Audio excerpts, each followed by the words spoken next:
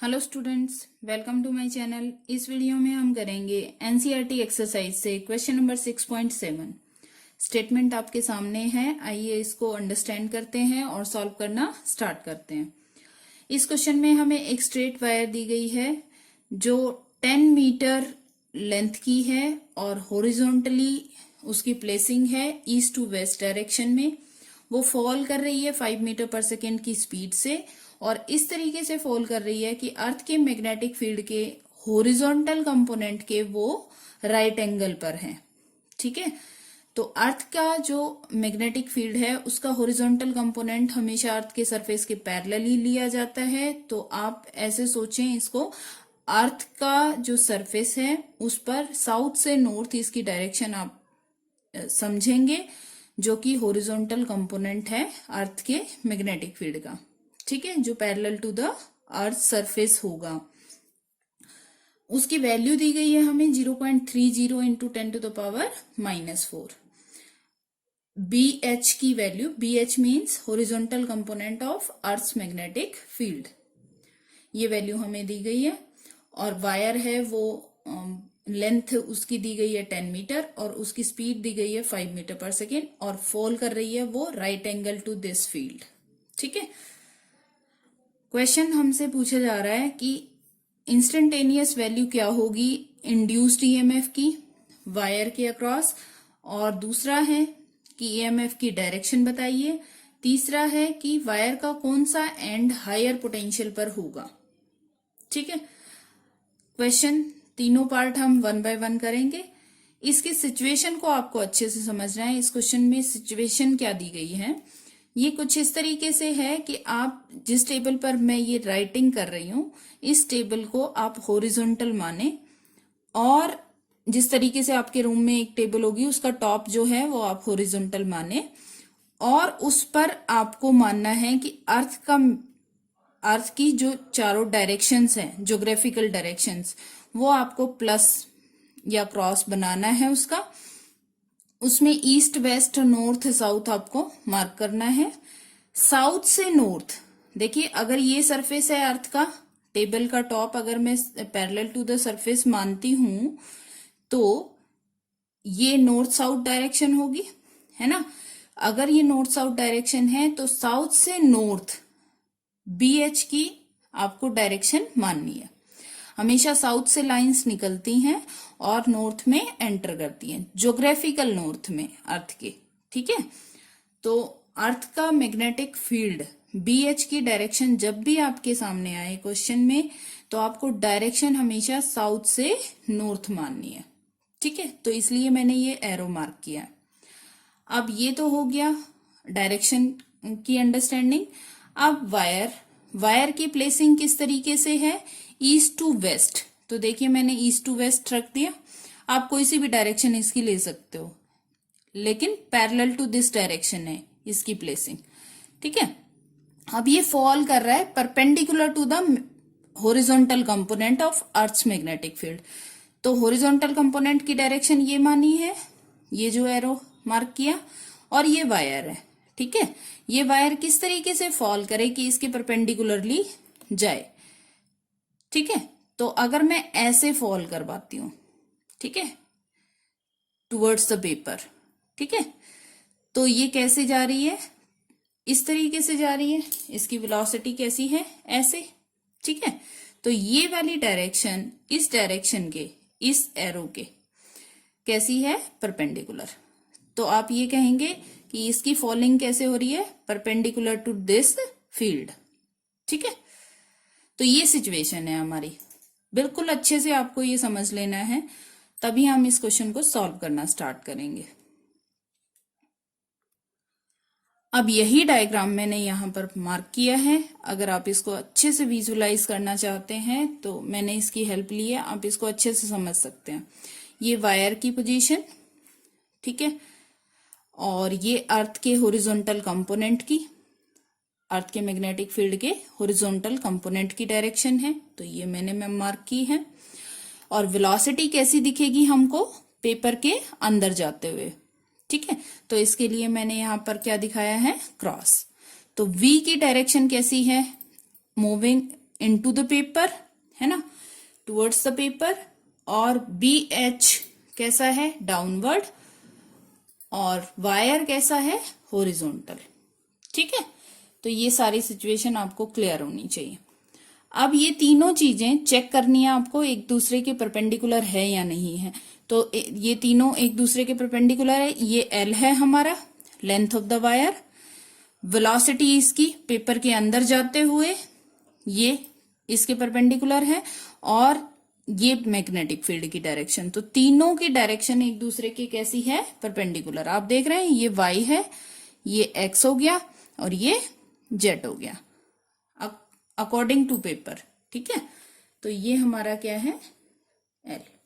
तो B, L और we तीनों एक दूसरे के कैसे हैं, परपेंडिकुलर। जब भी ऐसी सिचुएशन होगी या फिर वायर की मूवमेंट के कारण मैग्नेटिक फील्ड लाइंस कट होंगी, तो मैग्नेटिक फील्ड लाइंस ये है, तो ऐसे कट होगी वायर, अगर ऐसे मूव करेगी तो ये कट करेगी, और जब भी ऐसी सिचुएशन होगी तो ईएमएफ इंड्यूस होगा।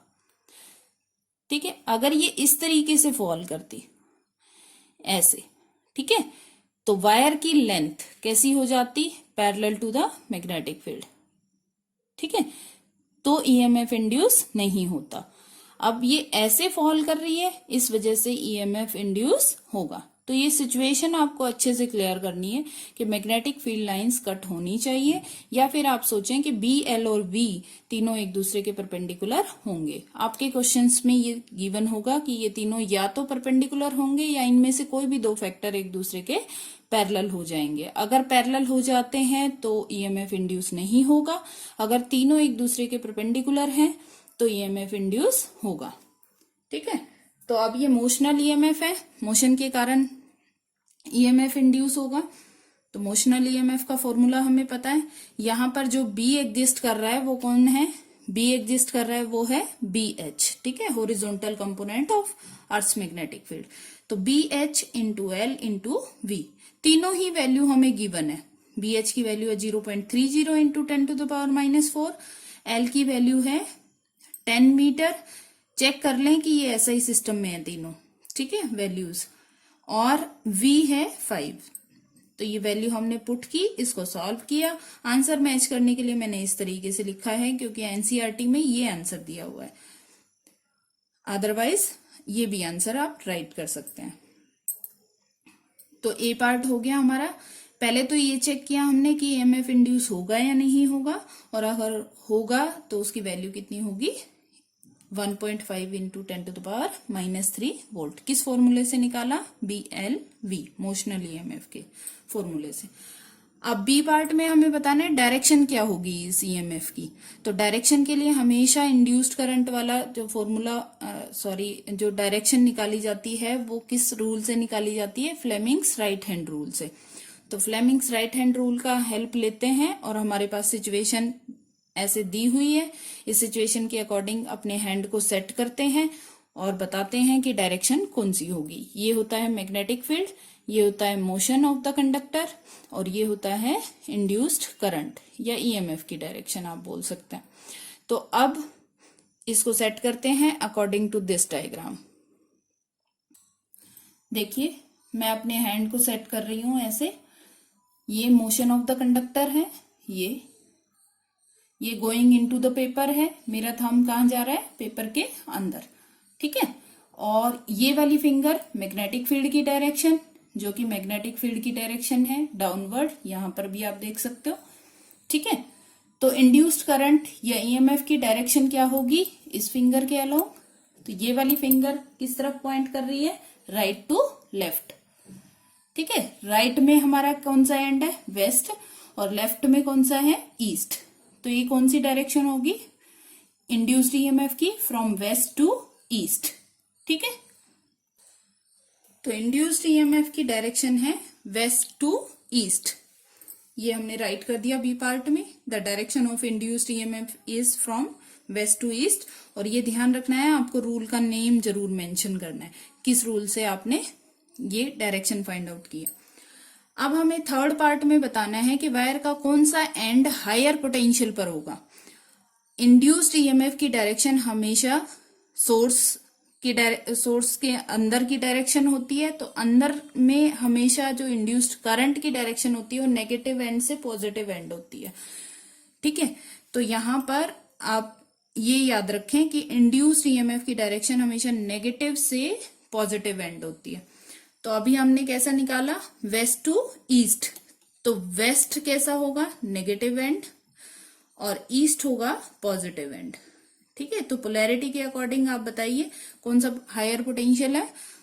ये हायर पोटेंशियल है और ये लोअर पोटेंशियल है, तो यही हमने मेंशन किया। ईस्टर्न एंड जो है वायर का वो क्या होगा, हायर पोटेंशियल पर होगा। ठीक है, इस क्वेश्चन में आपको सिंप्लीफाई या कैलकुलेशन तो सिर्फ इस पार्ट में करना है, आपको आइडेंटिफाई करना है।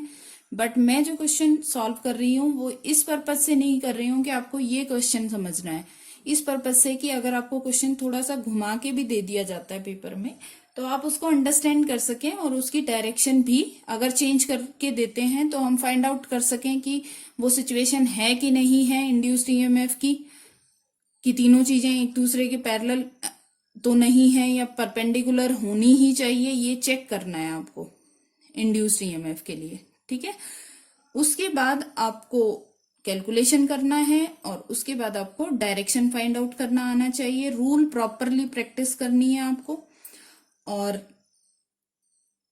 पोलैरिटी तो आपको हर बार पता ही होनी चाहिए। हर क्वेश्चन में आप इसकी प्रैक्टिस कीजिए पोलैरिटी फाइंड आउट करने की, कौन सा एंड पॉजिटिव होगा, कौन सा नेगेटिव होगा, कौन सा हायर पोटेंशियल पे होगा, कौन सा लोअर पोटेंशियल पे होगा। ये क्वेश्चन बहुत ही कॉमन है जो पेपर में पूछा जाता है इस तरीके से। आई होप आपको ये क्वेश्चन समझ आ गया होगा। Thank you so much.